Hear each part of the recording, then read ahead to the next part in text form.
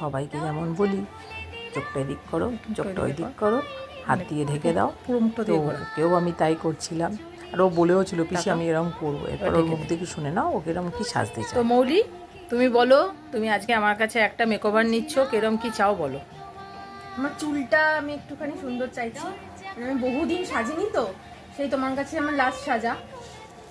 তো সেই হিসাবে আমার চুলটাকে একটু অন্যরকম করে দিতে হবে। আমি জানি না আমার কীরকম ভালো লাগবে, সেটা তোমার উপরে আমি পুরো ছেড়ে দিলাম। আর মেকআপ আমার বেশি দরকার নেই, আমি কোনোদিনই মেকআপ করি না, সেটা তুমিও খুব ভালো জানো। এমনকি আমার বিয়েতেও নো মেকআপ একটা লুক ছিল, ওরকমই আমি চাই। আর ব্যাস ওরকম চুলটাই আমার মেন, চুলটাকে তোমাকে একটু সুন্দর করে দিতে হবে। আচ্ছা চলো, এই গরমের রেতে দেখি তোমার মেকআপ কতটা কি করতে পারি। তো মৌলি, কেমন লাগলো বলো।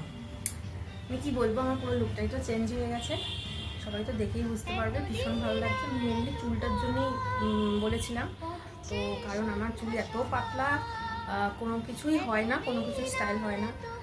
আর আমি ভীষণ খুশি, এবার আপনারাই বলতে পারবেন যে আমার কেমন লাগছে। Thank you. ওকে, তুমি একটুখানি হেয়ারটা একটু দেখিয়ে দাও সাইড করে। বাহ।